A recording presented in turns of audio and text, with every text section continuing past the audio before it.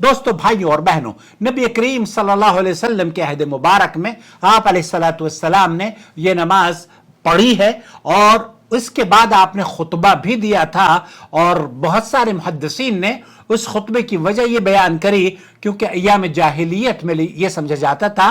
कि ये चांद और सूरज और चांद जब ग्रहण होते हैं तो इससे लोग ये कहा करते थे अय्याम जाहिलियत में कि हो सकता है आज इस दुनिया में कोई अजीम शख्सियत पैदा हुई हो, या ये कहा जाता था कि हो सकता है आज इस दुनिया से कोई बड़ी अजीम शख्सियत रुखसत हुई हो। तो अल्लाह के रसूल सल्लल्लाहु अलैहि वसल्लम के जिस रोज आपने नमाज पढ़ी तो उस रोज हज़रत इब्राहीम अलैहिस्सलाम का इंतकाल हुआ था, आपके फर्जंद का, और लोगों का अकीदा दुरुस्त करने के लिए अल्लाह के रसूल सल्लल्लाहु अलैहि वसल्लम ने नमाज पढ़ी और नमाज के बाद खुतबा दिया और फरमाया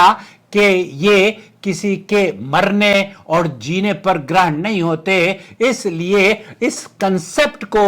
ही जर्ब लगा दी गई। और इस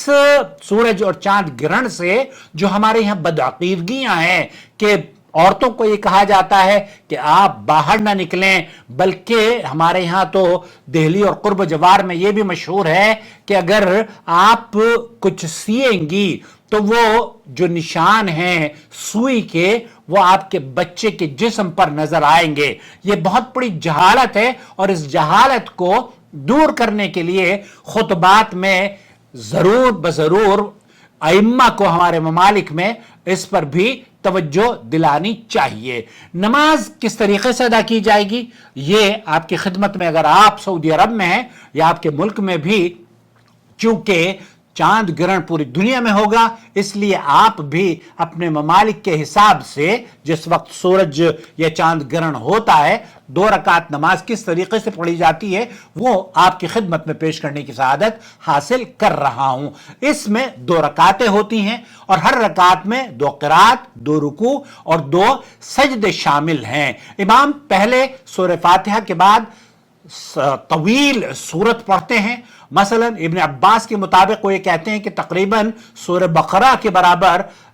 पढ़ी जाती है, क़िरात की जाती है, और फिर रुकू और सजदा भी तवील ही होता है। लेकिन यहां रुक जाइए, यहां आपको मैं बताता हूं कि जब आपने अल्लाहु अकबर कह के नीयत बांधी और जब इमाम सूरह फातिहा पढ़ना शुरू कर देता है बाआवाज़ बुलंद, क्योंकि ये रात को पढ़ी जाएगी नमाज, तो जब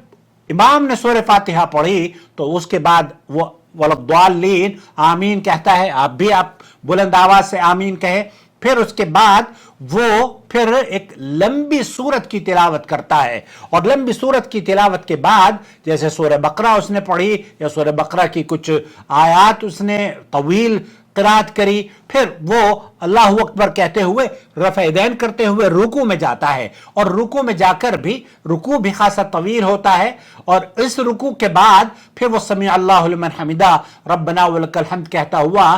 फिर नीयत बांध लेता है और फिर क़िरात सूरह फातिहा का आगाज करता है। और जैसे पहले उसने सूरह फातिहा पढ़ी थी वलद्दालीन आमीन, और फिर उसके बाद जो पहली रकात से थोड़ी सी कम तवील क़िरात की जाती है और फिर उस क़िरात के बाद फिर तकबीर कहने के बाद रुकू में जाया जाता है और फिर खड़ा होकर समी अल्लाहु लिमन हमिदा रब्बना लकल हम्द और फिर सजदे में जाया जाता है। तो गोया कि अगर आप प्रैक्टिकली देखना चाहते हो तो इसको अल्लाहु अकबर सूरह फातिहा पढ़ी और फिर आपने कोई सूरत पढ़ी और फिर उसके बाद अल्लाहु अकबर कह के रुकू में गए और रुकू से फिर उठने के बाद फिर आपने सूरह फातिहा पढ़ी अल्हम्दुलिल्लाहि रब्बिल आलमीन और फिर उसके बाद सूरत पढ़ी और फिर अल्लाहु अकबर कहते हुए रुकू में चले गए और रुकू से फिर उठने के बाद आपने दोबारा से जब पहला रुकू किया तब उसके बाद आप खड़े हुए और हम्द सना बयान करी समी अल्लाहु लिमन हमिदा रब्बना वलकल हम्द और फिर उसके बाद सूरह फातिहा पढ़ी और फिर उसके बाद आपने पहली क़िरात से छोटी क़िरात कदरे करने के बाद रुकू किया। तो ये दूसरा रुकू आपका एक ही रकात में होगा। तो एक रकात में 2 क़िरातें होती हैं, दो सूरत फातिहा होती हैं और दो रुकू होते हैं, और दूसरे रुकू के बाद समी अल्लाहु लिमन हमिदा, और फिर आप रब्बना व लकल हम्द कहने के बाद सजदे में जाते हैं, और सजदे में भी खासी देर आप अलैहिस्सलातु वस्सलाम ने सजदा किया, और फिर उसके बाद आप सजदे के दरमियान बैठे, लेकिन कदरे लंबा नहीं बैठे, फिर उसके बाद आपने दूसरा सजदा किया, और सजदे के बाद फिर आप जलसा इस्तराहा के बाद बैठ के आप खड़े हो गए, और फिर आपने सूरह फातिहा पढ़ी। जिस तरीके से पहली रकात में आपने सूरह फातिहा और बकरा पढ़ी थी, उसी तरीके से तीसरी या ये जो आपकी कंटिन्यूएशन में अगर इसको आप देखें तो ये तीसरा क़याम होगा, और दूसरी रकात के लिए जब आप खड़े होंगे तो सूरह फातिहा और फिर उसके बाद कोई सूरत मिलाएंगे, और फिर अल्लाहु अकबर कहते हुए रफ़ैदैन करते हुए रुकू में आप जाएंगे। जब आप रुकू से उठेंगे तो फिर आप ये चौथा क़याम होगा, और चौथे क़याम में भी आपको वो सूरह फातिहा पढ़ी जाएगी। सूरह फातिहा पढ़ने के बाद फिर आप दूसरी जो चौथी रकात की जो क़िरात है वो तीसरी से कदरे कम होगी, और फिर उसके बाद आप रुकू करते हुए फिर उठेंगे, और फिर आप आखिरी जो सजदा है दो सजदे फिर आप करेंगे, और सजदों के बाद तशहुद में बैठकर नमाज का इस तरीके से इख्तिताम किया जाएगा। तो ये आपकी मेरे ख्याल से समझ में आ गया होगा कि इस